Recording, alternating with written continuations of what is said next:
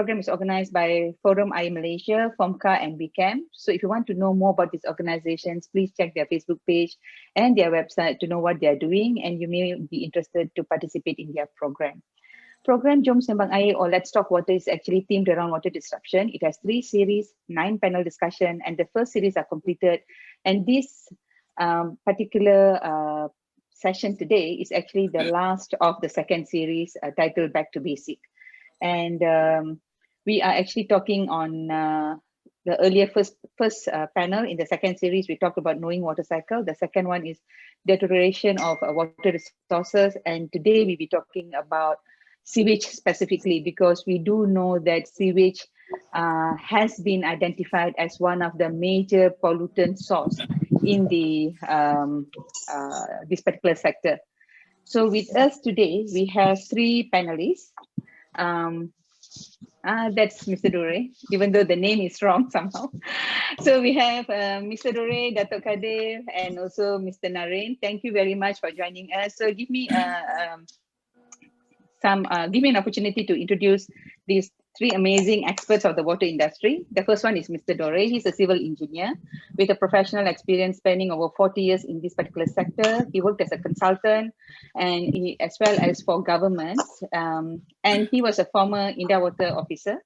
And he had contributed in advisory capacities for sanitation and sewerage projects across Asia and Africa. And currently he is the consultant for Bill and Melinda Gates Foundation.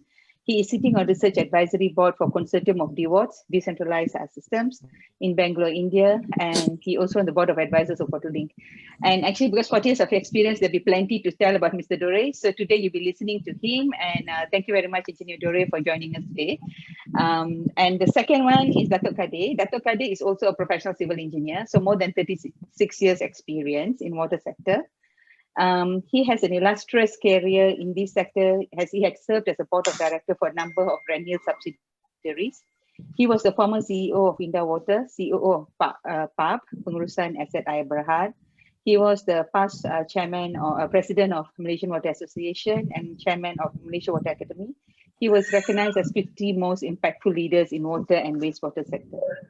So that is Datuk Engineer Kadir for you. And last but not least, Mr. Naren has, another civil engineer. So we have full-on civil engineers on board today. He has 23 years experience in water and sewerage sector, ranging from strategic planning, business development, planning of water and wastewater infrastructure, as well as in the operation aspects, both in water and wastewater services. He is currently the Chief Executive Officer of India Water Consortium since August 2019.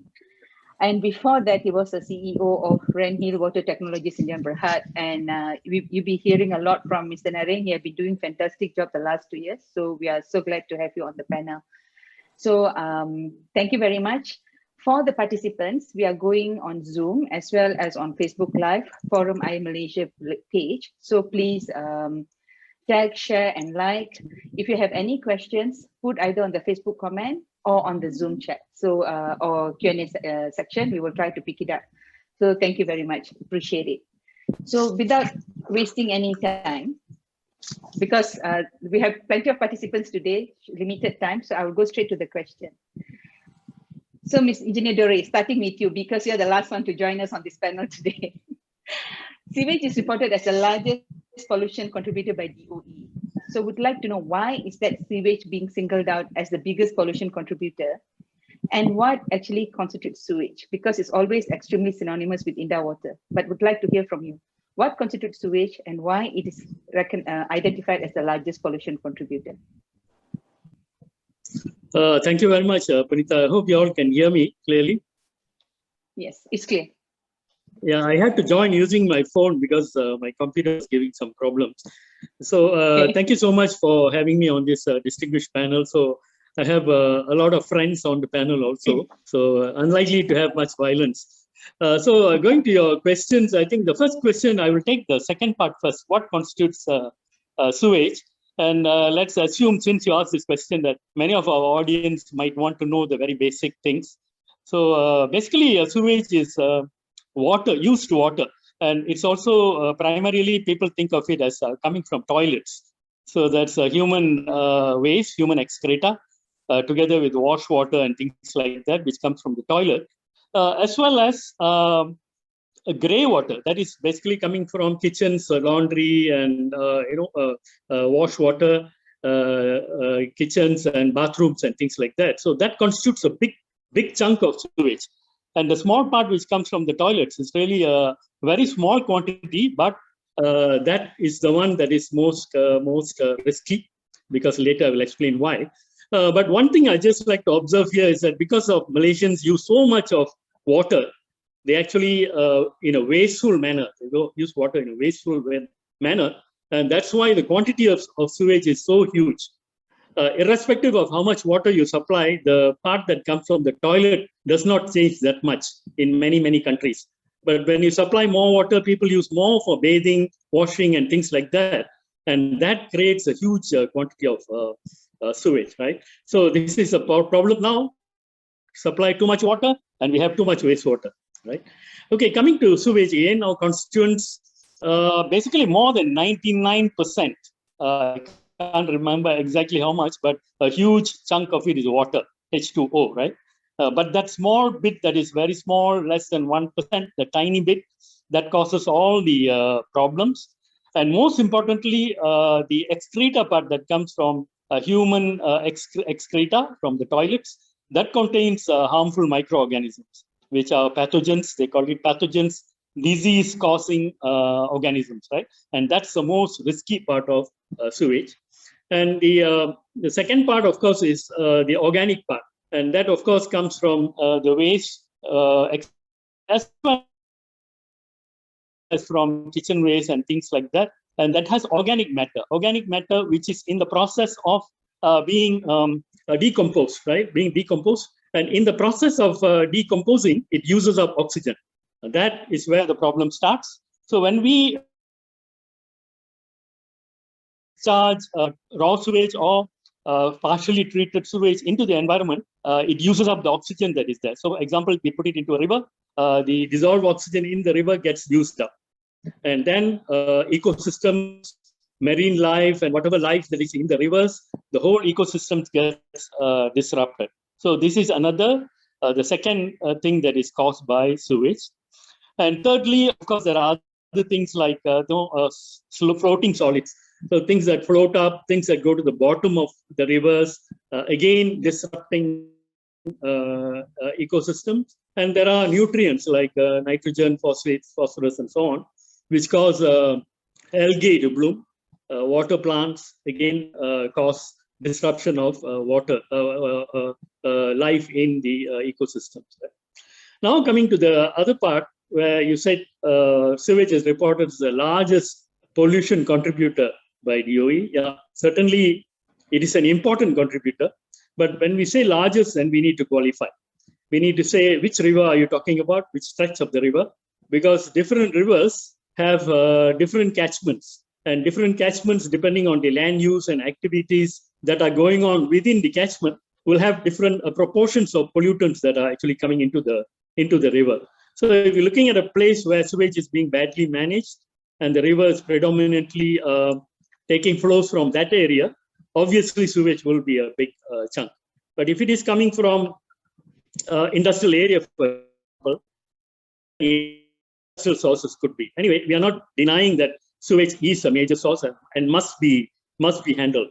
The other thing we must consider is that discharges are many types. There are point sources, which are what comes out of sewage treatment plants, and there are dispersed sources or non-point sources. These are runoff from agricultural areas, where there's pesticides, people use organic chemicals and things like that, and urban runoff from the streets, where you get petroleum and diesel and things like that also coming off. Also non-point pollution sources. And when we want to look at the pie chart of what constitutes the pollutant constituents in a particular stretch of river, then we have to look at where the source to measure this, right? And Mr. one Dore, point at this point, maybe we'd like to just throw to. Engineer Dure, Engineer, we are sort of like having some connection problem. So I think, did we lose you right now? Because you are, Mr. Dure, can you hear us?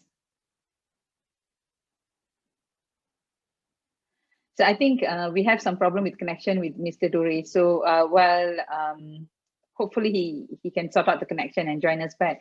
So hearing the lengthy explanation about where the source of sewage come from, I would like to hear from Datuk Kadir or Mr. Nareen.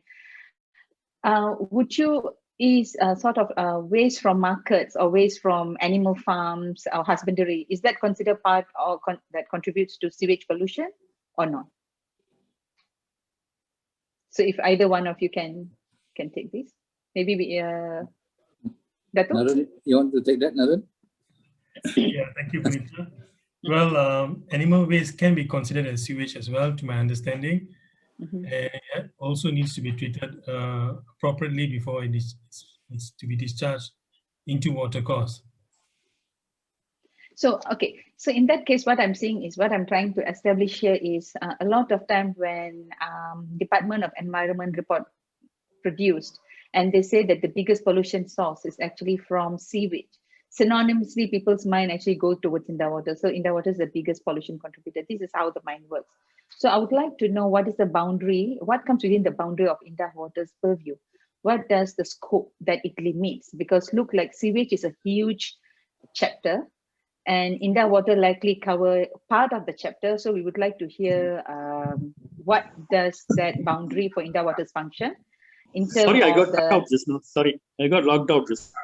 Yes, Mr. Dore. So we're going to proceed with Mr. Dore, then we'll come back to you. So we do hope, and I think there is a connection problem with you right now. So Mr. Nareen, if you can actually go into that conversation, where is the boundary? What comes within the scope of indoor water's function?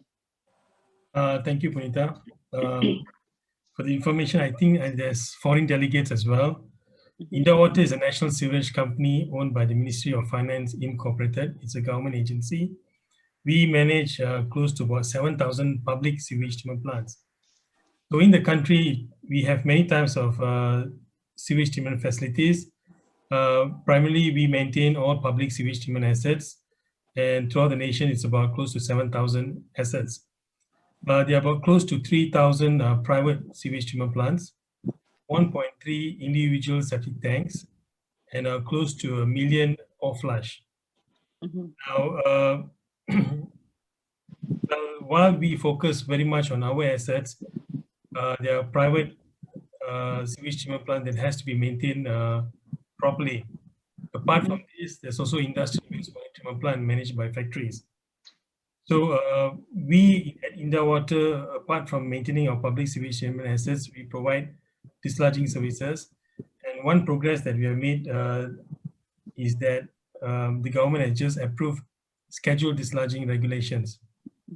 So an announcement will be made by the ministry sometime this week, and we will go full force on implementing a scheduled dislodging program, whereby all premise owners with individual septic tanks are required to dislodge your septic tanks once in 2 years, and outside local there's a requirement to dislodge once in 3 years. Failing which, there will be some, I would say, some negotiations we carried out by the authority and promotion by IWK to encourage these premise owners, and failing which, some action that we will take against the premise owners. So this is some of the initiative to control pollution into watercourse. Okay, so it looks like it's not just providing directly the services in terms of operating and maintaining the systems or conducting the dislodging services, but look like IWK scope also extend into planning, carrying out the logistics, creating awareness program. Right. Yes. Well, apart from operations and maintenance, we act on behalf of the government as the certifying agency, whereby we endorse and approve all new developments, providing public sewage treatment assets. Apart from that, we provide technical and management training to other operational agencies locally and internationally. We do extensive R&D initiative in-house. Yeah, we conduct technical training, and we have been recognized as one of the significant key technical training provider in Southeast Asia. Yeah. Yeah. We also have initiated resource recovery. I'm pleased to announce that we have tied up with Selangor State Water Operator, where we have formed a special purpose vehicle called Central Water Reclamation. Selangor owns 60% and IWK owns 40%. So this SPV has been created in March this year, where we focus on developing water reclamation facilities.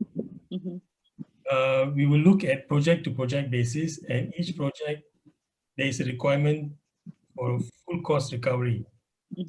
If the project is viable, we will undertake the preliminary engineering design, undertake the capex estimation of the capex cost, OPEX cost.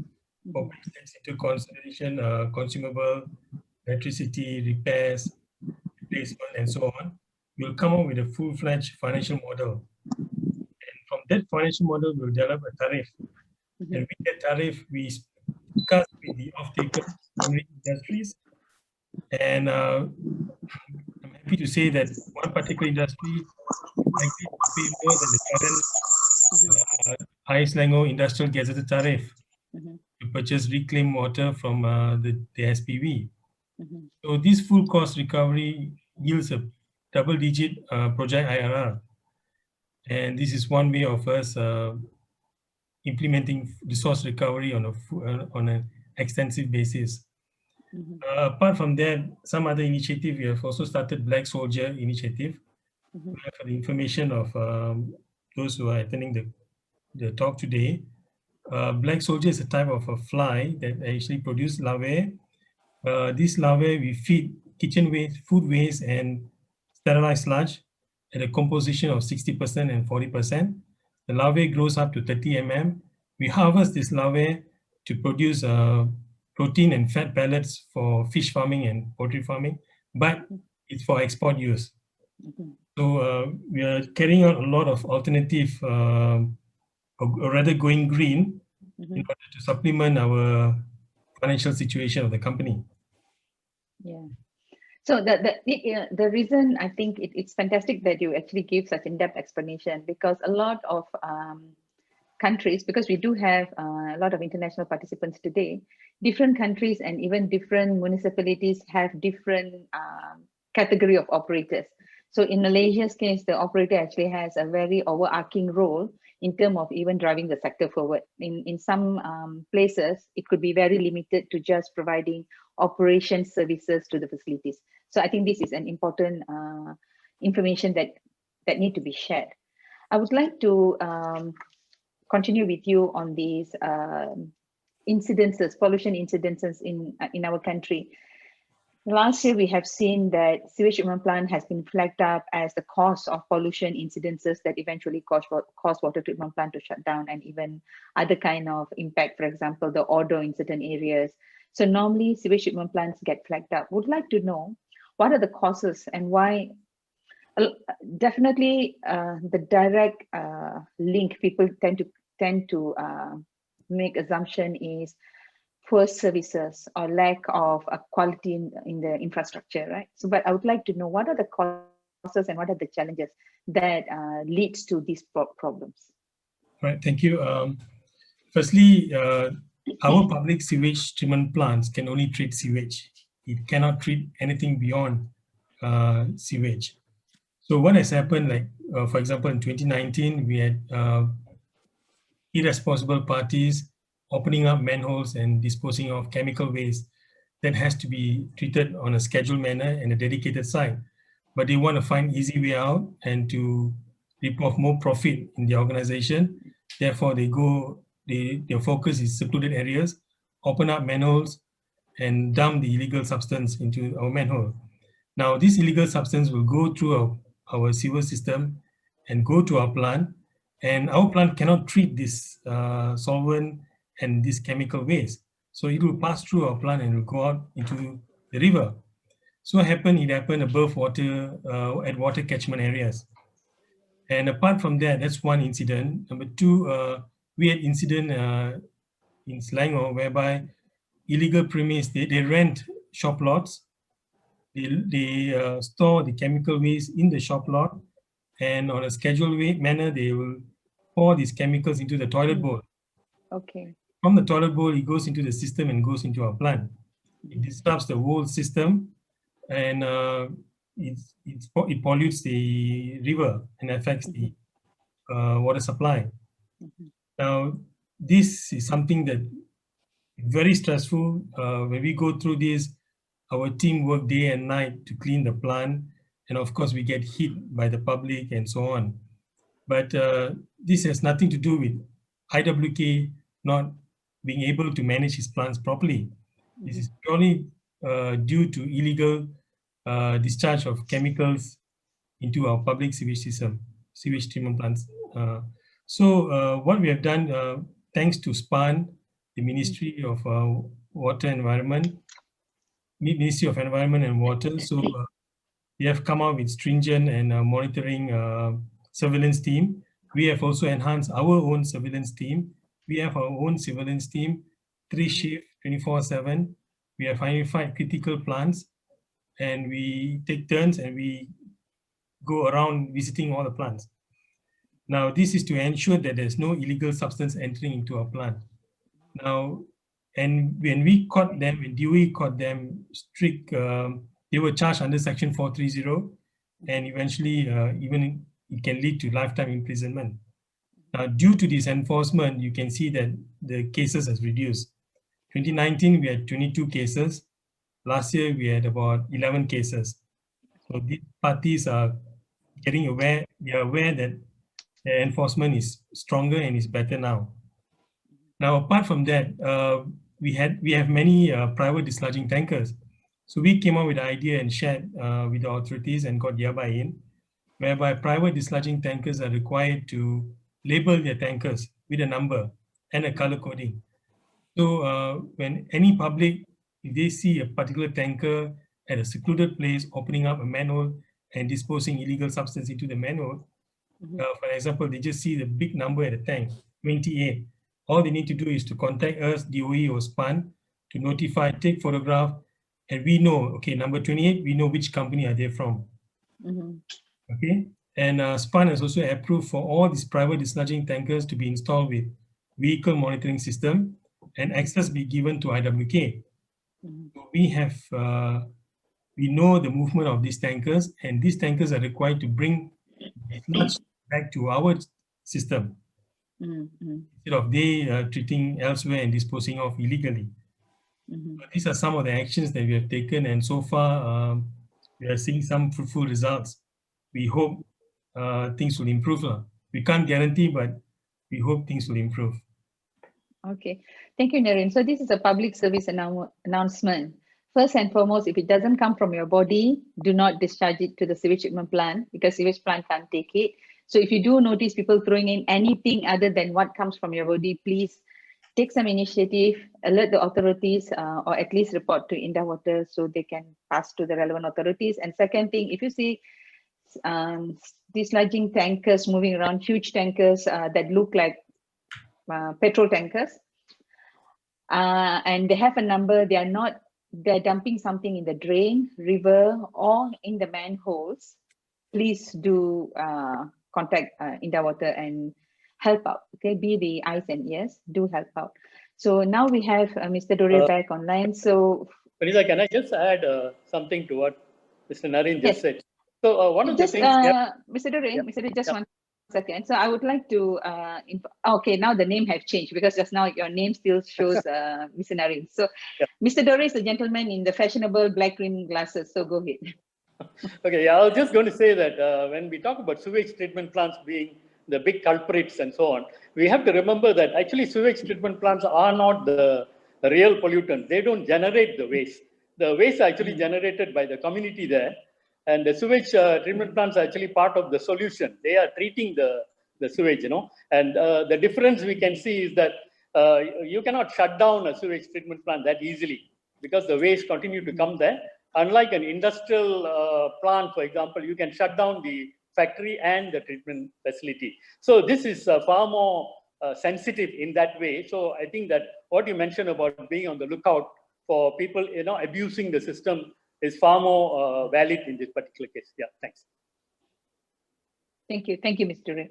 So we are glad that we have you back. We hope no interruption again. So I have two more questions, one for Engineer Dore, another one for Dato, before we take the questions that we have on our Q&A and chat box. So Engineer Dore would like to know about these significant policy, institutional and regulatory changes that we have in sewage sector since the last, I guess, 3 decades, right, in Malaysia. Can you can you share in a simple snapshot what are these changes and what motivated the government to drive these changes? Because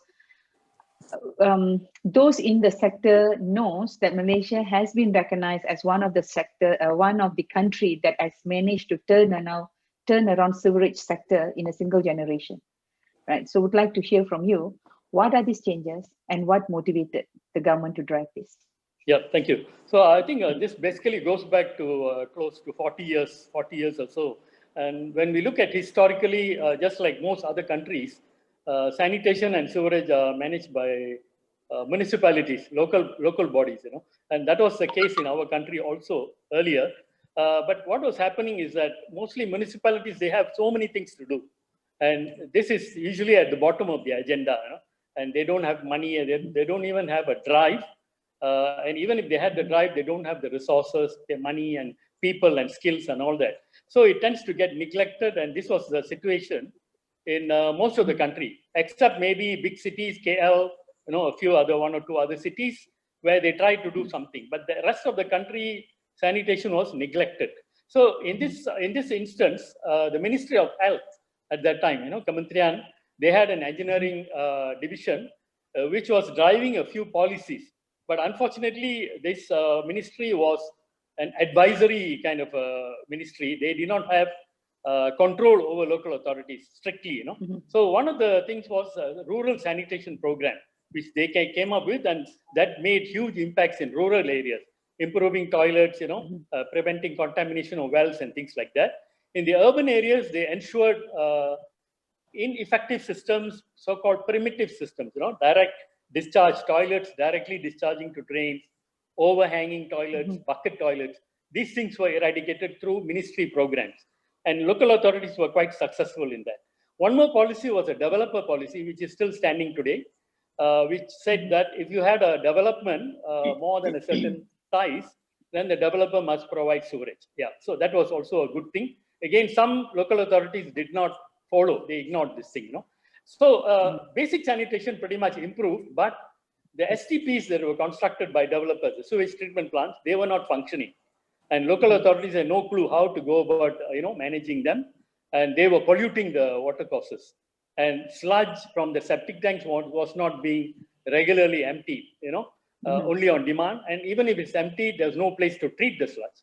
So this caused huge pollution of water sources, drinking water as well as recreational and so many other things.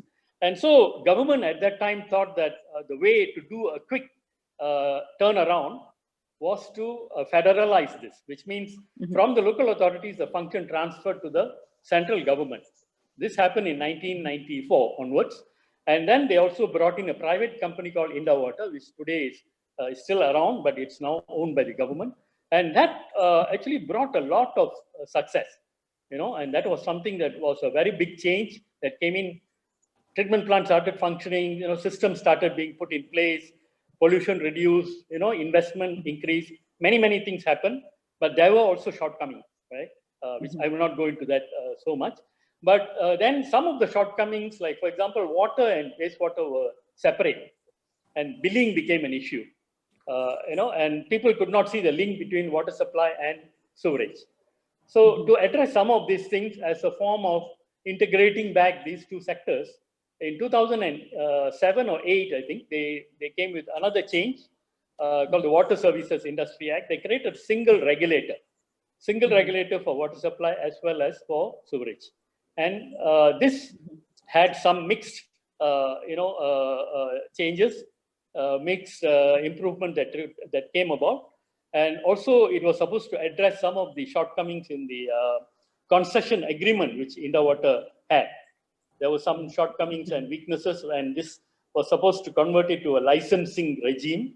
And that's the thing. But notwithstanding all this, there's been a huge improvement. And we know that today I worked elsewhere in the world, and we know Indawater is recognized, Malaysia is recognized as a country which has made vast improvements in this sector in the last 20 or 30 years since this move took place. Yeah, that's about a snapshot of that. Thank you, Engineer Dore. So coming to that, Dato', you have been the person, former CEO of Indawater, past president for 2 terms, MWA being the quote-unquote technical advisor to the government, and also in PAAP, right? So we have listened from Engineer Dore sharing Malaysia is almost like a center of excellence for sewage sector. But I would like to know from your opinion, I'm very sure government had certain targets to achieve at certain point of time across the timeline. So have we, all these policy changes, have we actually reached that targets and goals? Or are we still lagging? If so, why? Okay, thank you, Ponita. And then all my colleagues, I would say, Dora is also part of the colleague, and also Naren. And those participants, thank you for listening. My view on this, actually, all has been said by Dora, is all clearly stated. If you look at past, you talk about past 30 years. Past 30 years, sewerage used to be under many authorities, such as the Sanitary Board, Municipality, and of course MOH. Each have their own guides and standards. But in year December 1993, if I'm not mistaken, the Sewage Services Department was established, and thereby IWQ also born. And then since then, the sewage sector has undergone a lot of standardization, and that also being reinforced when the government set up this SPAN, or the SPAN Act, and also the Water Services Industry Act in July 2006. SPAN officially established in April 2007. So IWK remain as it is. So if you look at it, all is not lost. The division is still there, because as what we said by Dorai, you can see a lot of changes. Instead of having so many authorities now federalized, it's only one. So we have a good regulator. It was formerly SSD, Civil Services Department, and now we have this commissioner under the SPAN Act. So it is towards that vision of achieving a good sewerage system, because people always maybe confused about sewerage and sanitation. It's two different things. And then some sector talk about septage management. I'll talk about that later. But generally, I would say, although not perfect, but we have a very good policy, regulation and act, although it's due for revision, and I believe the government is doing something about it. Like what Naren was saying, the policy says last time was scheduled discharging once every 2 years. Now talking about once every 3 years. So it's a lesson learned to perfect it, because once every 2 years maybe too often. So 3 years looks okay based on the design. So we have a lot of standardization. There are books being produced, guidelines being produced, and these are guidelines. But sometimes you stick to the guidelines, you limit your creativity. And all this has led to Malaysia to be recognized worldwide as a reference. It's what Dora said. During my time, I also presented as representative of the World Bank in Kazakhstan, and they were surprised. One entity managing more than 6,000 or 7,000 plants at one go. So it is an achievement. But to say that we have reached our vision, I wouldn't say that, no, we have not reached. Because basically, in most of my talks, I say we are not disciplined in terms of enforcing what we have put in the law, and we are not honoring. So the privatization of the sewerage sector is a good move, and what you can see today is very good improvements. There are still room for improvement also for that. I take one example. We have done well in scheduled discharging, but when the SPAN Act was enforced, no more scheduled discharging, it's just by call, and that can see the impact to the environment. So I think it's about time to enforce back that one, and there's some confusion on that. So maybe government has learned a lesson on that. They will change it back. That's number one. Number two, I think what is happening in our country. We have all the plans. Just now it's about policy, regulation and act. We have that. The other one is about planning. We have all the plans. Some of the plans become obsolete because it was not implemented. Why? Because sewerage is always being given the lowest priority and the budget is always low. And by the time we act, things have become obsolete. I don't think so. IWK is proud to have about 7,000 plants in their hands.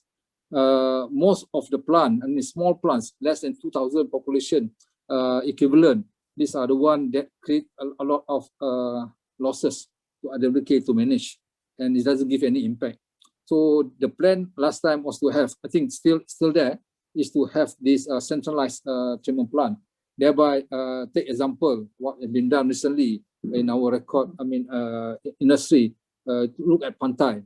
By having Pantai, you close a lot of plants. By having Langat, so you close a lot of plants. Next, I think Taman Konot, so is another one. Good example. And next upcoming is Sri Atamas. It's not there. But outside Klang Valley, you look at Papan in Ipoh. You look at Jelutong. So Jelutong is a typical case. What is happening basically when we implement this scheme, when IWK started, they focus on capital area, say like Langkawi, Penang. But what is missing is the last mile, that is last connection. The connection is not there. So thereby, a lot of plants being underutilized. This is where I say the perfectness of implementation is not there, and the budget is low, and IWK is always being given low priority. Why?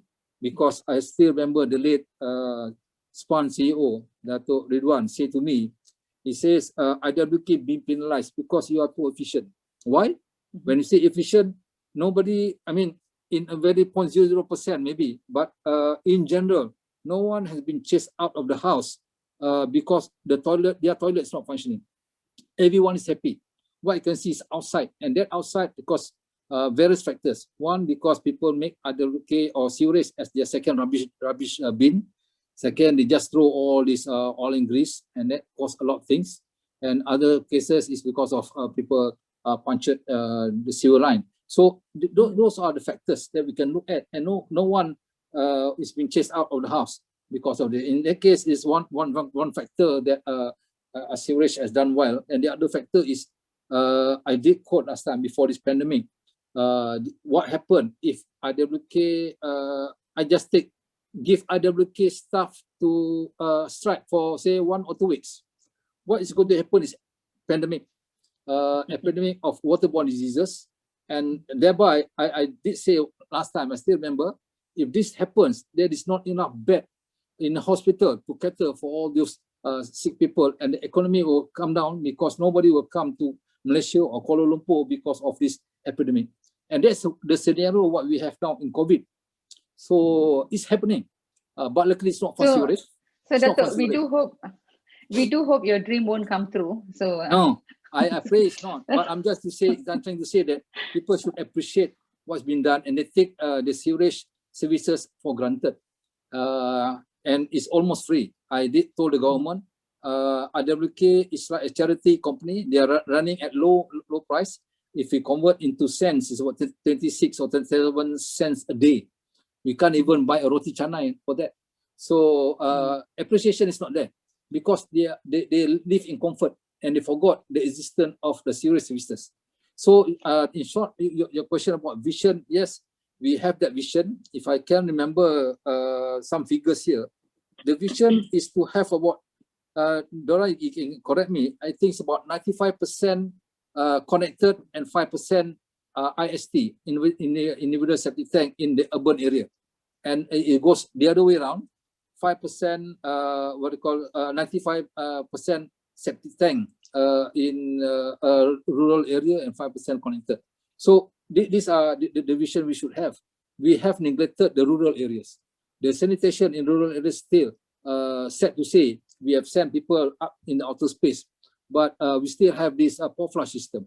I hope there's no more hanging toilets, but I think it still exists because, in fact, that right in KL, you look at our river reserve, there are still squatters living along the river banks. So in that sense, we have still not reached that vision yet. Why? Because we are not disciplined, or the enforcement of the law is not there. Just because lack of enforcement. So the vision, in short, is we there, nearly there, but it needs a drive, and also discipline and commitment from all sectors, especially from the government. And so now we have SPAN. So SPAN have to do something to focus and improve the conditions of our sewerage and sanitation system worldwide. Okay, so I would like to quickly ask organizer if it's possible, put up a poll. How many of you think the current sewerage tariff is too low? Yes or no? If organizer can put up a poll, thank you very much. Those on watching from Facebook, if you think the tariff is too low, give a thumbs up. If you think the tariff is too high, give a thumbs down on the chat box. So while at that, if I want to, is it safe to say, Dato, that from what you have explained, we have achieved in terms of the quality of services, but we are lacking in terms of planning and enforcement of laws and policies? Can I say that? Not planning. I think we have a lot of plans. We need to revise the plan because it becomes obsolete and you don't implement. In olden days of nation, we have a lot of master plan, but by the time you implement it, it was obsolete. So there are a lot of changes. I take one example. Anyone can remember the history of Kuala Lumpur. The race course was at the middle of Kuala Lumpur. That is where the Twin Tower is. So there was never a plan. So when that was implemented, there was a change in the plan, and everything has need to be diverted into Bundestimmen plan, and thereby the population increase. So you have to accommodate for that. So in terms of planning, I think the plan is always being updated now by various sectors, maybe be it by AWK or be it by SPAN, is it by CASA now, the ministry involved for water. So I would say planning should not be a concern, because AWK especially, they have their master plan to do this. But in terms of the policy and act, I believe there is a need to do that. And I don't mind saying, in terms of the obligation by the government, when you sign an agreement, a concession agreement, you have to honor. So maybe people don't realize the concession agreement of AWK is for them to operate the whole country, including Sabah and Sarawak. And till today, Sabah and Sarawak is not under AWK. And till today, fortunate enough, Kelantan has already been taken over. But Johor, JB and Pasir Gudang is still not under AWK. So if one were to look, I'm not going to say it in this forum, but we've gone to compare what happened in those areas not being taken care by AWK, especially Pasir Gudang and JB. You look at the condition. So it's not fully done. The concession was not honored, and the failure of the privatization is not totally because of the concession itself. It is because all bank into the revenue stream. You see, in the water sector, the mainstream of revenue is their billing and collection. So that's the only mainstream. And now, AWK has embarked into the circular economy. So that would help a bit. But then again, the mainstream still under the billing collection. So the revenue stream is not there. As such, the sustainability of a sewerage sector is not there. But Alhamdulillah, as I say, with what they have, they've been tightening their belt, and the government gives some appreciation. That's good to keep the workforce intact, to show that government so appreciate what they have done for the services in the country. Our public health in terms of sewerage services is well under control. Okay, thank you, Dato'. So let us take a couple of questions from the participants or attendees. So we have Dr. Mustafa from Senegal, wishing you Eid Mubarak and thank you for joining us. Not sure what's the time in Senegal right now. So his question is, we usually know that revenues generated from sanitation infrastructure, such as tariff, cannot cover the operation and maintenance costs of the infrastructure. Could you kindly elaborate more in the case of Malaysia?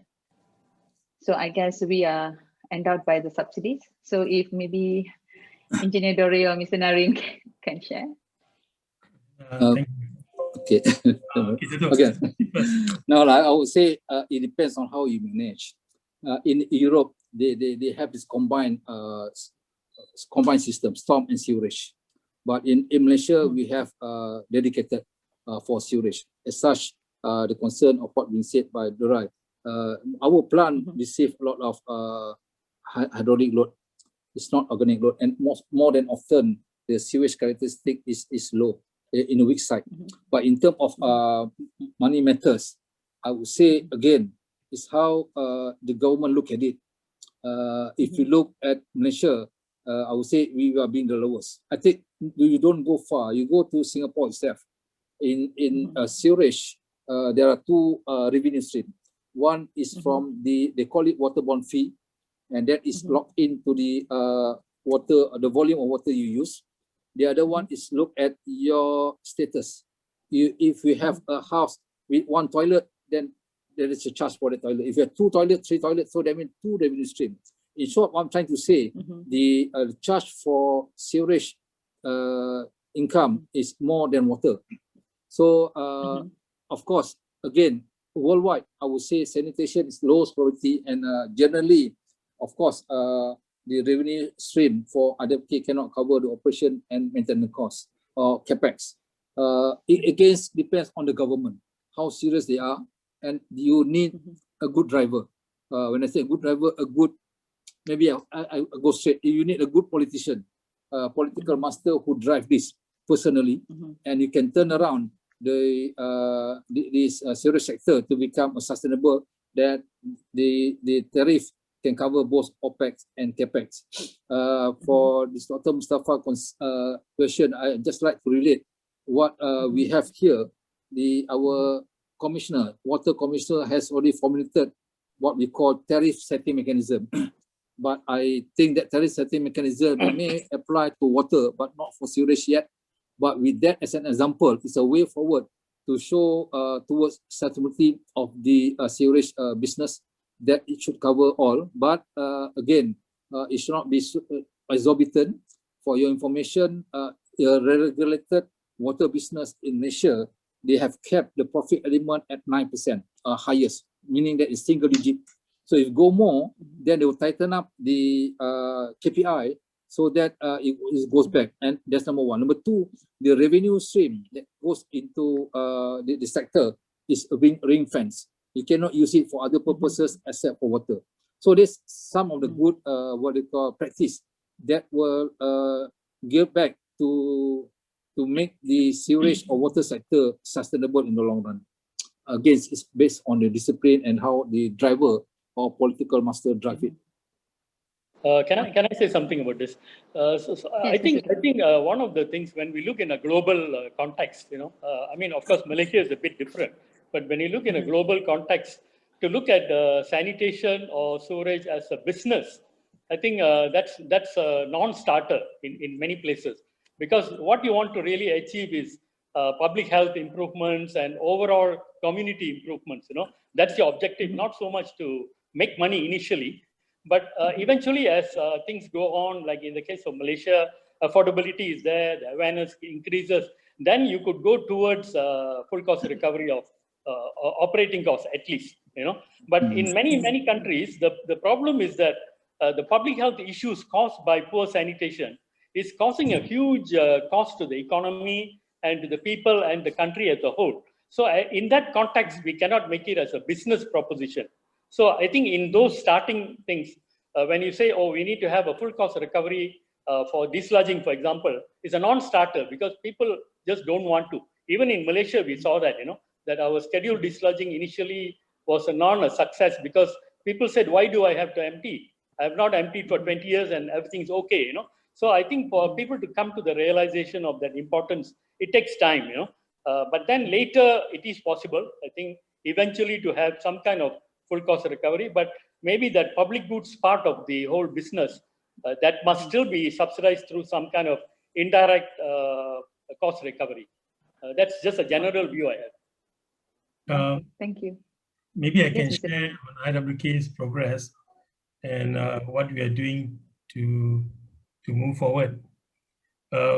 We have actually obtained cabinet approval to extend our concession period up to 2034. And at the same time, we will migrate into service license to be regulated by SPAN no later than end of next year.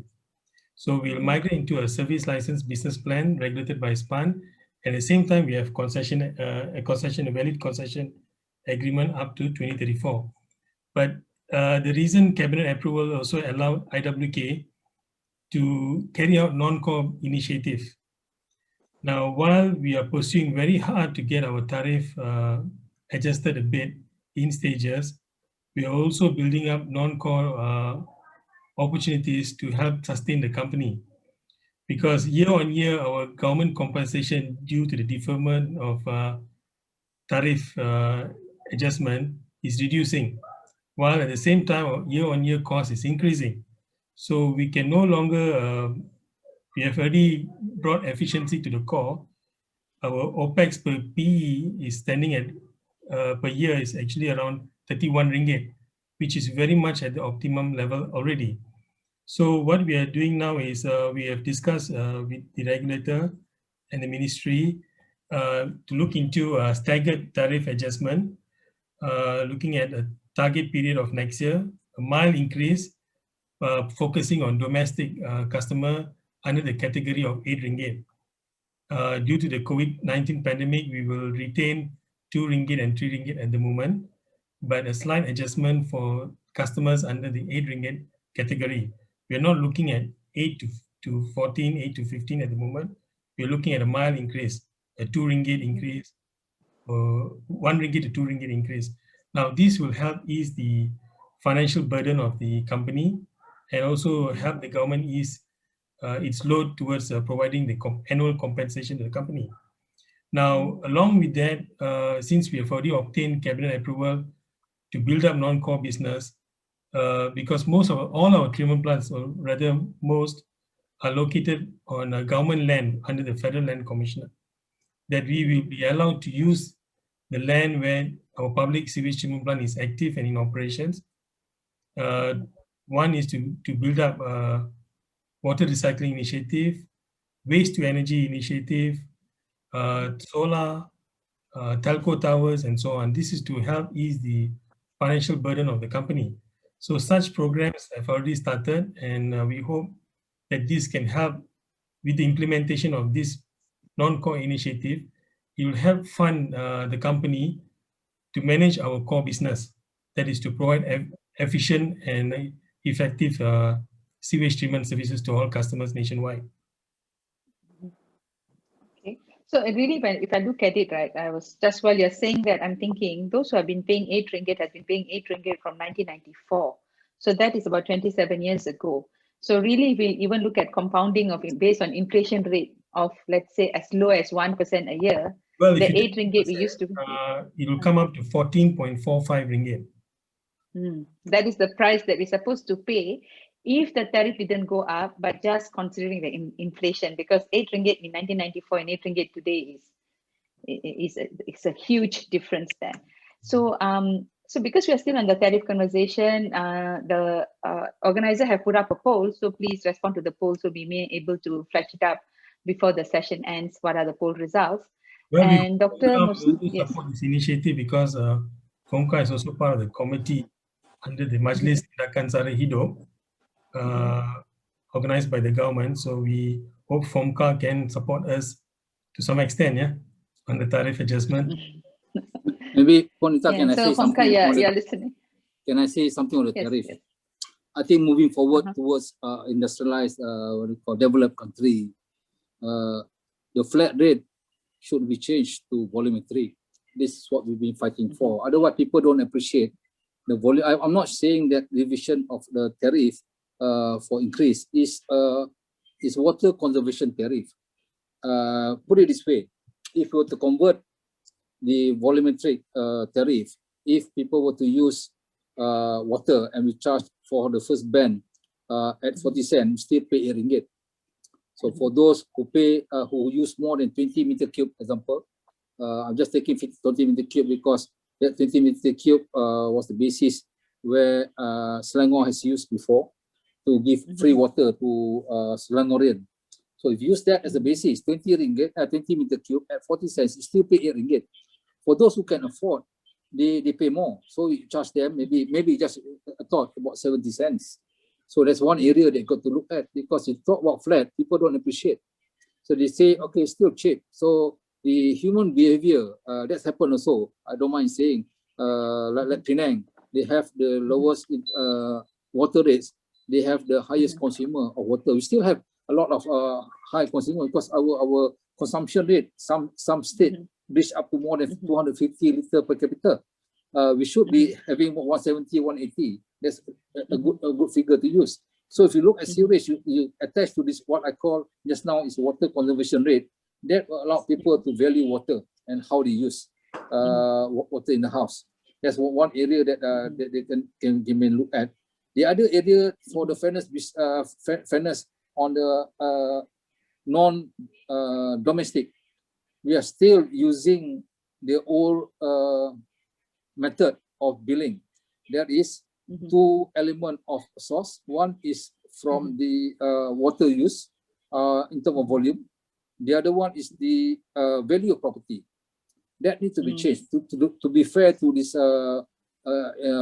commercial people, because logically speaking, what has the property value has to do with the volume of water. Obviously, this the value that increase every day or every year. So they have to pay more. That's another point I'm looking at. So if you look at that, it's put as a water conservation tariff that would help people to understand.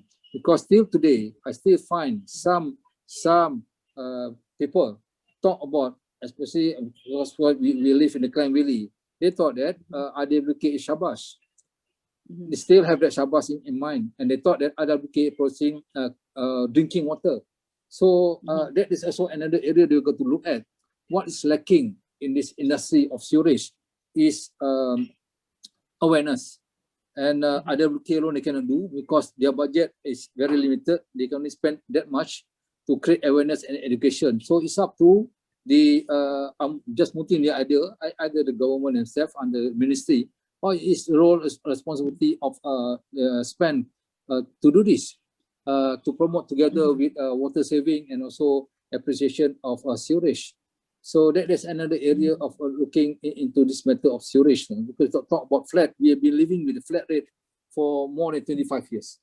So if you want to move on to the modernization of the sewerage sector, you got to change the mentality and so to change the culture and change the perception of sewerage, and you know what you're paying for, and that is related to the volume of water that you use. That's my thought on that. Yeah.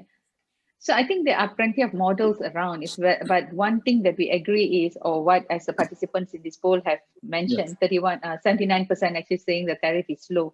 So of course, it'd be fantastic if it goes on volumetric, or at least it go on staggered to be increased. But one thing we must agree is 8 ringgit, it's extremely low, and those I think 60% of the people can afford to actually pay closer to the actual cost of treatment. So that must be done. So I'm going to quickly take some questions. Just now, there's another question from Dr. Mustafa, which is riding on his. How about the billing system? Dr. Mustafa, for your knowledge, in Malaysia, sewerage billing system is for sewers and on-site sanitation system. For drainage, it actually comes under local council. So where we pay assessment. So I hope that answers your question. I'd like to take a question from Ms. Reka. Her question is, are there any study done to ascertain the existence of COVID-19 strain in the sewage influent or effluent? So that's an interesting question. I guess everybody would like to know that. Well, IWK together with UTM, we have a collaboration. We have taken samples. Unfortunately, we have taken samples at critical areas at the outlet of the major hospitals. Unfortunately, results are not so promising. We could not detect COVID-19 virus in the sewage system. But nevertheless, in the Netherlands and some other European countries, it was detected in the sewage system. Okay. So I guess our sewage system is robust enough. I mean, it's a good thing that we didn't detect it. So I guess that's it's not unfortunate, Nara. It's not unfortunate. It's very fortunate to say that our services is good and our current treatment system is effective in handling COVID discharge. I would say our nasi lemak and pisang goreng is working well. So there's a question here from Fauzi. I'm not sure whether any of the panelists can respond to this. Are there any initiatives by either regulators or certifying agency to review design criteria that now considers flows and loads? So I'm not sure whether any of the panelists can respond to that because we do not have SPAN here today. So. Well, there are discussions going on between IWK and SPAN. Give you an example, BOD and COD. In actuality, our actual flow is not 250 mg per liter of BOD. It's much lesser. In fact, in Pantai, we get BOD, incoming BOD around averaging 90 to 110, which is very low. Okay. So yes, there are discussions, but we're also looking into alternatives, one of which we are in discussion with DOE to accept wastewater from food-based factories. So we are receiving raw wastewater from Nestle at the moment into our Shah Alam plant, and DOE has set a requirement that this plant has to be migrated into industrial wastewater treatment plant.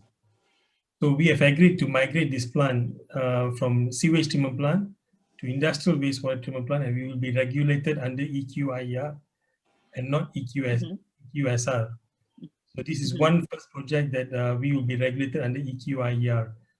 And so far, we're doing well, complying to all 30 parameters imposed under EQIR. And of course, this will lead to extra costs, and the cost pass through to Nestle at the moment. We welcome other food-based industries to come forward. We will review case to case, and we'll move forward from there.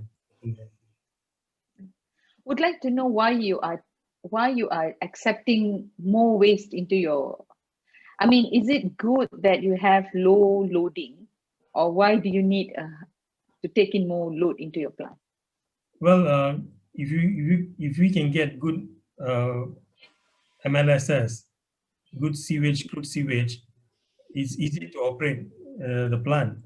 And also we can generate good sludge to generate biogas and resource recovery.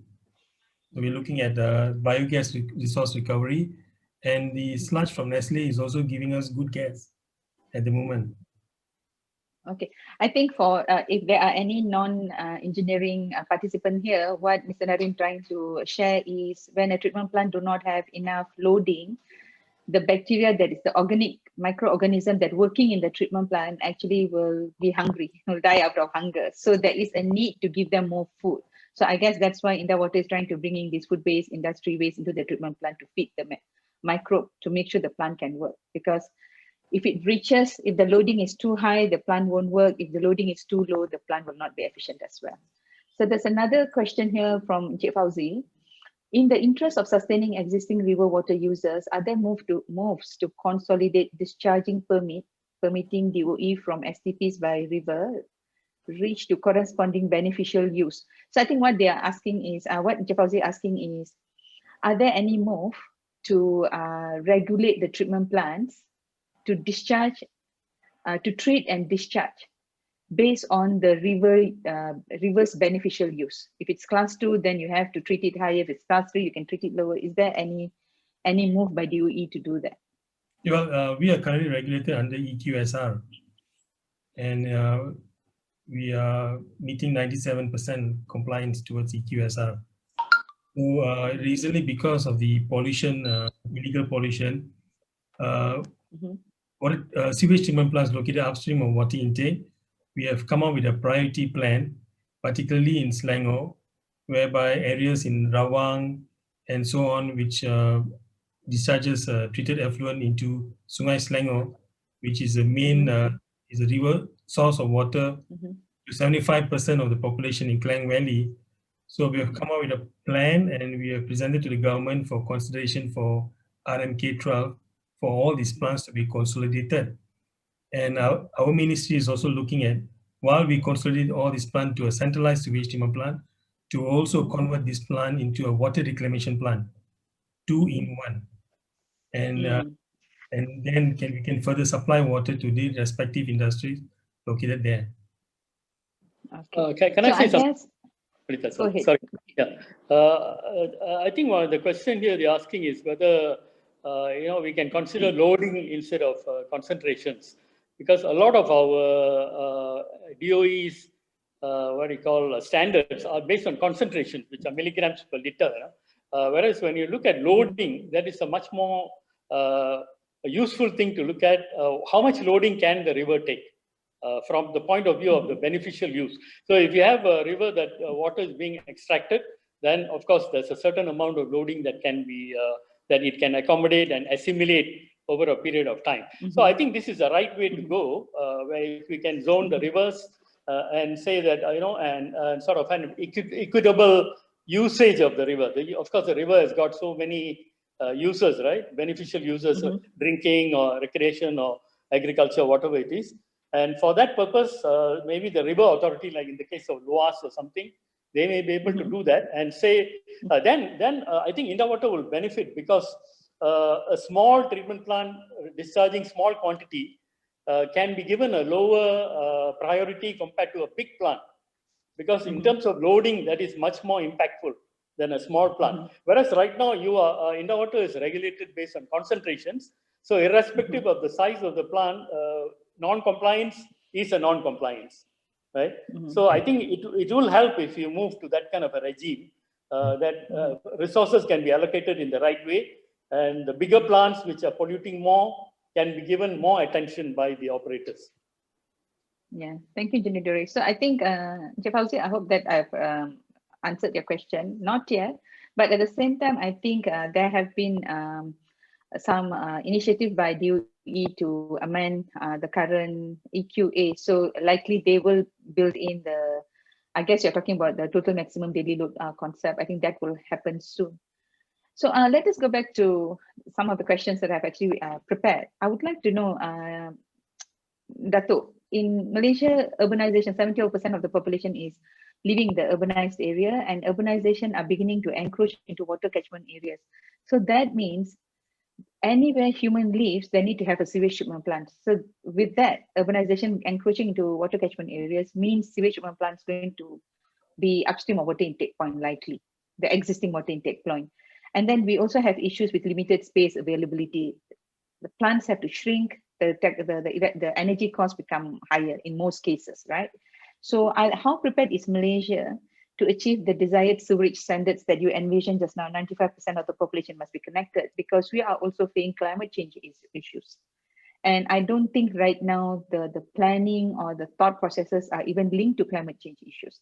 So do you feel like, is the gap getting wider in achieving our goals? Is it going to be a constant catch-up game, or the gap getting wider? Because the urbanization, the sewerage plants definitely doesn't seem to be matching right now. Thanks, Panita, for the question. Actually, what you say is true. It's like a gap catching game.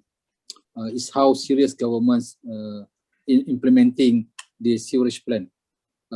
As I said just now, the sewerage plan, catchment plan is to me is all in order. You just need updating. Just give you a typical example. What happened in Kuala Lumpur when they built up the twin towers to replace the race course? It becomes sudden impact to the treatment plant, but it's all ever ready. It can be overcome. It's not an issue. It's just that how fast are we in moving on with urbanization? If you look at what happened in Pantai, quickly they convert the pond. The pond used to be far away. I would say it used to be in the jungle area. So when the urbanization or the development catch up, then the pond is surrounded with all those flats, as you can see, Pantai, and they start complaining. But they were the one who comes near, close the this so-called oxidation pond. But the government put an effort, and the government put an effort to put a standard of modernization. What you can see, Pantai is very good case of you. Pantai, I would say the treatment plant is not that expensive. The expensive part is the phase uplift, where you have all the recreation facilities, but to the expense of IWK. You see, when I just give an example, I may have lost some of the rates here. When you operate a pond, it may cost you about 2 ringgit per PE per population. But suddenly overnight, once the treatment plant converted to a mechanized plant, RWK may have to pay about 17 ringgit per PE. And the rate of sewage tariff remain the same.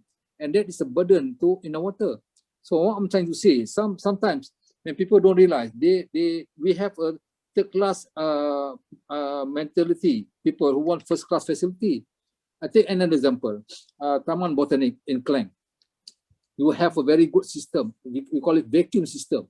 It's a very high-class system, but it was abused because people do not know how to operate. When I talk about vacuum system, those who have, I'm sure most of you have gone in, fly in the airplane, and that is vacuum. You go into the ship, that is vacuum. But you cannot do simply what they call modify your house and what they call disrupt the system. So the usage. So you put too high class, people do not know how to use, then they abuse. So there are a lot of toilets around that have modernization, but it's just the culture and mentality. So in terms of the gaps, I would say the thing is already in place. Is how the government implement and allocate budget. The budget come very late. When they talk about the river of life, then only they take about IWK's plan to be upgraded more than what it should. So I think I'd like to point out, till today, correct me if I'm wrong, Naren, IWK still inherited the old plan built by the municipality. And when the DOE increased the standard, IWK get penalized because the plant cannot comply. And to comply, IWK don't have the money, capex, for the capex upgrading. So they only manage to do operation. So if you look at water sector, there are three categories. The first category is division one, we call it, is those who become bankrupt in the sense that their revenue cannot cover OPEX and CAPEX. Second category, they can cover OPEX but cannot cover, I mean, when I say CAPEX, is the lease center. The third category is those can pay their operation costs and also pay the lease center to pay up. So these are the three categories. Another K, in that sense, come under the category of division one. They cannot pay all because the tariff cannot sustain. So people demand for modernization, high technology, but they simply can't afford to do that. So what IWK is having now, I used to say to few overseas people, those who want to learn about sewerage, come to Innawater because they have all range. You want a direct discharge, you want a pore flush, you want a septic tank, you want a common septic tank, you want a ponds, you want aerated pond, and right up to what we have now. Pantai is the most recent case. So we have a lot of range. It's just like a hi-fi shop. You can learn a lot. But of course, you can go more. But when you go more, can you afford to pay for more? You cannot pay economic class and you stay in the business class or first class. That is the demand of the public. And they demand, but they cannot afford to pay. Until today, I think the debt from those who default in payment is huge. It's very huge. I do not say here. It's my old figure, but I guess the figures still remain, especially for the domestic side. So I stop at that. Thank you. Thank you, Dr. Can I add? Yes. Yes, Mr. Naren. Go ahead. Out of the 7,000 plants, about 2,800 are required to be upgraded to fulfill the EQR standards. So the phase one implementation has started with upgrading of 644 sewage plants and is scheduled for completion November 2022. Then we'll move forward to the next phase, phase 2 and phase 3, for the remaining 2,200 plants. Now, when these 2,800 plants are upgraded to fulfill the EQSR, the operational costs will go up. This is another challenge that we are going to face, apart from the centralized plants that is being built by the government under the 5-year Malaysian plan. Hence, why we have been in discussion with the government, there is a serious need for at least tariff adjustment for domestic customers at the moment. And if this is not achieved, it's going to actually disrupt the entire operational system. So I think the government and Suruhanjaya Perkhidmatan Air Negara is aware. They are quite supportive, and we hope the only setback now is the pandemic. We hope the pandemic will recover, things will recover and go back to normal by next year so that we can have the domestic tariff adjusted early next year. So that's our target. We just hope that the pandemic will improve and things get back to normal. So this has affected us terribly. And although we have done a lot, I see there's a question on public awareness. Well, we have done quite a bit of public awareness and we are still initiating this.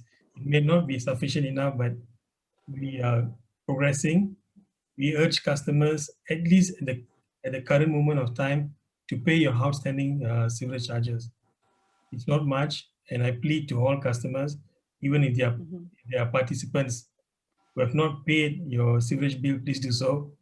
It's really going to help us a lot, because bear in mind, I mean, for your information, about more than 50% of our equipments are more than 10 years old. So there'll be a time where replacement is required. Of course, we are discussing to utilize SEC Sewage Contribution Fund to fund some of this operational capex. But then again, we also need customers to come forward to help us. Thank you. I think sorry, but I just add something related to what Mr. Naren just said about public awareness and costs and recovery and all that. I think one thing that must be sort of conveyed to the public somehow, and also to the decision makers and policy makers, is what is the true cost of sewerage services, you know? And I think that's maybe it's not apparent to people. And like what Dato was saying, if you have an oxidation pond, what do you get when you spend that amount of money? And what is the damage it is causing? And when you have something that is a regionalized Pantai STP, for example, what do you get? And what does the environment get? What does the country get? And that kind of message, I think, is not getting through. So maybe they are thinking that IWK is inefficient, you know. And I think that some of the initiatives which are very good, like you have resource recovery initiatives and other business initiatives that IWK is putting in, these are really distorting in a way, because you are trying to manage, but people are thinking that, you know, with this tariff, you're able to do it. So that message of real true cost and the value that people are getting is not getting through. So I think that must be conveyed somehow through a more effective communications program. Then the willingness to pay will be better. Maybe the willingness to charge also may be better among the, you know, policy makers. Maybe, Dora, can I say on that note, it was mooted to the government, but of course, the change of government, people forget. We have to be transparent, because the water researching based on 3 elements. One is holistic, transparent, and sustainable. So on that note, I would still like to urge that IWK push through to the government to show this transparency, to say, okay, let's say now, I read in the recent report, the true cost per household is 80 ringgit. Example, it's more than that, I think, but it's 80, say 80 ringgit. So in your bill, you should put 80 ringgit, 8 ringgit, 10 ringgit subsidized by the government, and you pay only 8 ringgit. That's one way of showing that government is giving to the public of a contribution on the sewerage. Otherwise, they wouldn't know. They just plain fail. Oh, it's only 8 ringgit. So you put the true cost, then it's being made known. Government should put that, change the bill. That's number one. Number two, the effort of the joint billing is effective. I don't know what's the rate of collection in average now for IWK, but it used to be about 60%. But the case study of Labuan, it shows that once we have the joint billing, it just take a hue and cry for about 2-3 months, then people settle down and their willingness to pay because it's only one bill. And that has increased the collection rate, because one of the failure in collection is about the percentage of collection rate. So if that can be increased to say 80-90%, that also help in reduce what they call the deficit in the financial figures of IWK. So one is being transparent in the bill to show the government give the subsidy. Second is the joint billing. Third, ultimately it was stated in RMK 11 for the IWK services and water services to merge. That is the ultimate goal, so that people will not have any more confused. It's only one operator per state operating water and sewerage, like what been done in other developed countries. Just to update on the progress for joint billing, apart from Labuan that has been implemented in 2016, Last year, we implemented for the state of Terengganu. This year, we are finalizing, we are discussing with two state water operators. We hope they can agree to the rates that we have proposed. One issue that we are facing is the most optimum rate that we can charge per bill for joint billing is 50 cents. Now, water operators do come forward and propose exorbitant charge, more than RM1. So for us, it becomes a burden and extra operational expenditure. So we presented this case in the Majlis Hai Negara, chaired by the Yang Amat Berhormat Perdana Menteri on 26th of March early this year. Unfortunately, most of the state water operators have asked for a deferment because of the current situation and agreed to rediscuss again probably next year. But two states have come to agree in principle. So if this goes forward at the agreed rate, we could possibly be having 4 states with joint billing this year. Yeah, I think there's plenty of work going on. So I'm glad that we're actually sharing what's happening, because what we can see significantly, there's a gap between what people want, what the government wants, what the operator needs, and and then the need to protect the environment. So this bridging the gap, I think the biggest challenge for us to bring various models or framework that is workable. I really wish we will have a much longer time to continue this chat. There's plenty of questions on chat box and Zoom as well as Facebook, but we only have 4 minutes left. So I have to bring this session to a conclusion. To those who have put your questions in the chat box, organizers, if you can take up the questions, we can respond to them through Facebook, or you can actually copy paste your comments in the Facebook. We will definitely respond to that. I would like to end this session with a question to all the 3 panelists. As an individual, what I can do to create my small change to ensure my actions are in favor of good sewerage management practices to achieve the intended objectives that we want. That means we want a good, nuisance-free, public health protected environment to live in. So as an individual, what I can do? So to all 3 panelists, please take your time. Yes, Mr. Naren. Start with me. Okay. Yes, you're the person right now. Well, as an individual, I mean, the company has come out with a detailed business plan.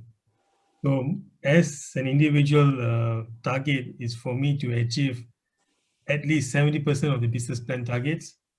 So there are a lot of initiatives that we have structured out, and each initiative we are having very detailed action plan. You know, we come up with a proposal and we come up with an action plan, who is involved, what to do. We segregate them into business risk and business growth. So my Mr. Naren, yours will be like one feet thick targets will have. What I'm saying is, us as a normal citizens of the country, what is it that you want us to do so that I do not become a burden to the sector, but I'm actually become friendly to the sector? What you want us as everyday people do for the sector? At the very moment, for everyone to pay your sewage bills. I was expecting that, but I think that is a fair. I mean, guys, if you guys flushing your toilet and you think somebody else need to clean it up for you, the least you can do is pay the bill, please. So and for commercial sector, I know you heard. People say that I think the services provided by WK.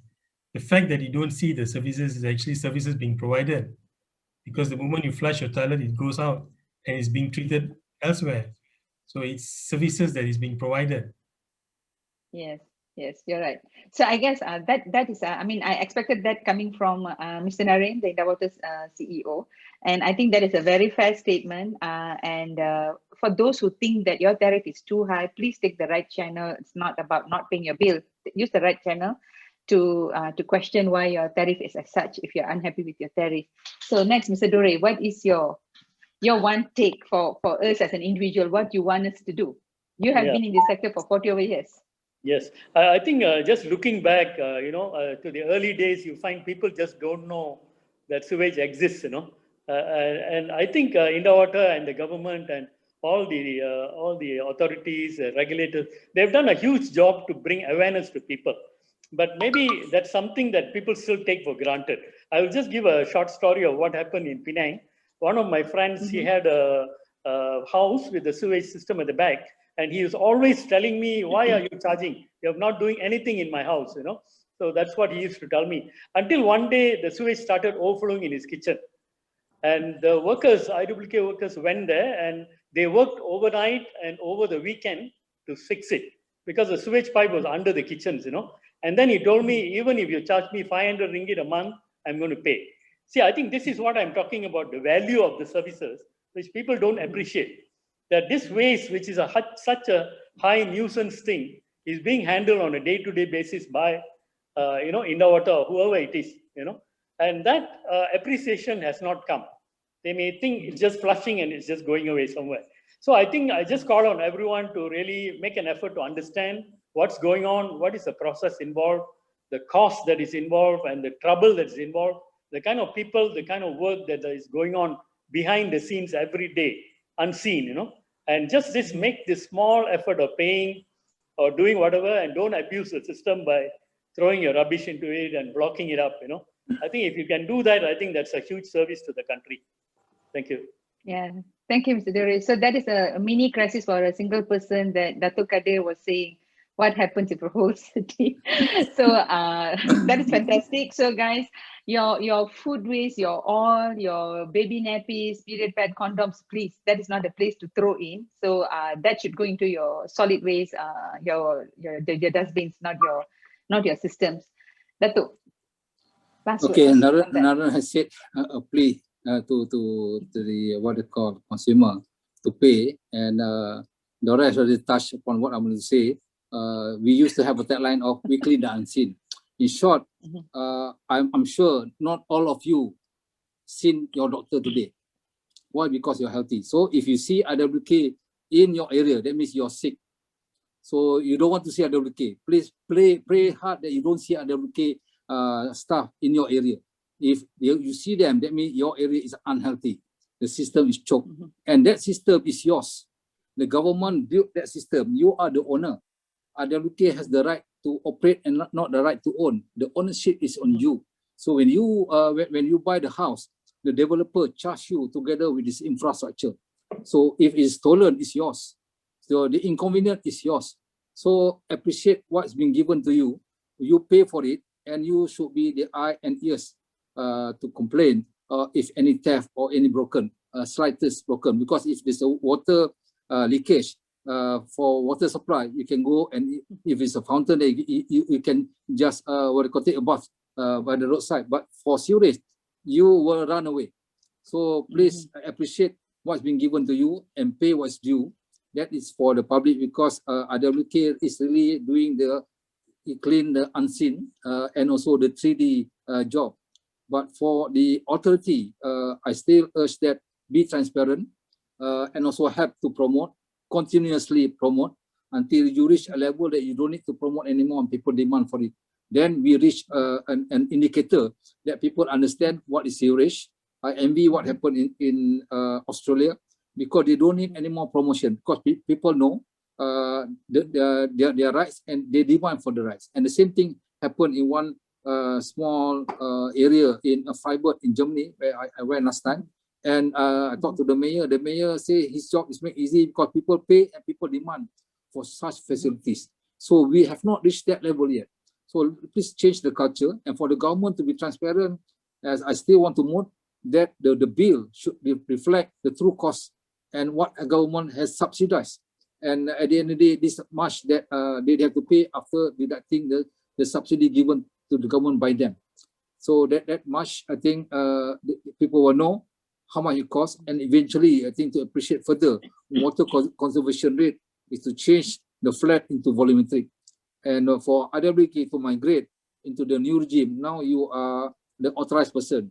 I still believe that you only migrate until SPAN make you sustainable. If there's no effort to show that you're going to be made sustainable, then no point of migrating. Migration is towards betterment, not to be worse off. So please deal carefully when you migrate, because the staff need to be remunerated for the hard work. No one want to do this dirty job. Only selected people and selected breed, specialized area. So it's need to be recognized. When you see IWK staff, you should be thankful to them. Say thank you at least, not to run away because they are smelly, but they're smelly because of your what they call your doings, you know. So you should be thankful to them and say thanks to them. At least thanks. Give them a big smile and don't run away from them. So that's my plea, and you should thank them for keeping our sewage system in place in a good condition, as what we said by Naren just now. We had a study, but there's no trace of COVID. That means the treatment process is working well. So good luck to us, and hopefully God bless us, and we have a good system for the country. Thank you, Dato'. So, yes. 3D is actually dirty, difficult, and dangerous. Dangerous. Yes. So thank you very much, Dato'. That's an extremely passionate plea. So for all the participants, I guess one of the things that I write on what Dato' Kadir has said is there is also a need for civil society organization, NGOs, and public to actively engage. So I do hope government, ministry, regulator, the Indah Water also engage with all these entities from the initial stages, not only during the tariff component or design component of it, but the entire framework, because I think that will create some form of understanding and empathy towards what is actually happening in the sector as a whole. So with that, I thank you, the panelists, for staying up so late, kindly spending their time. I appreciate it. And to all the participants, thank you very much for staying so late. And please, we will try to respond to all your comments. If you're unable to pick up here, organizers, please pick it up. And we will give the response through the Facebook page of Forum Maya Malaysia. And with that, I'll end this session. Stay home, stay safe, and take care of yourself. And have a good night. Thank you. Thank you very much. Okay, thank you. Thank you, Pranita. Thanks, Naren. Thank you.